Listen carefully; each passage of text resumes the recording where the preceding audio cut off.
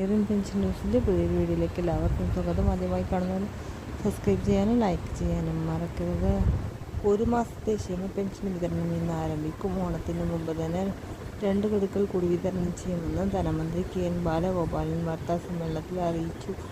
5 മാസത്തെ പെൻഷനാണ് ഇപ്പോൾ കുടിശ്ശികയായിരിക്കുന്നത്. ഓണത്തിന് മുന്നോടിയായി 4,800 രൂപ വിതരണം ചെയ്യും. സംസ്ഥാനത്ത് 60 ലക്ഷത്തോളം വരുന്ന പെൻഷൻ ഗുണഭോക്താക്കളാണ് ഇനിയുള്ളത്. പെൻഷൻ, ശമ്പളം എന്നിവ ചെലവുകൾക്കായി സർക്കാർ 1000 കോടി രൂപ കടമെടുത്തിരുന്നു. ഈ സാമ്പത്തിക വർഷം എല്ലാ ക്ഷേമ പെൻഷനുകളും കുടിശ്ശിക വിതരണം ചെയ്യുമെന്ന് മുഖ്യമന്ത്രി പിണറായി വിജയൻ വ്യക്തമാക്കി.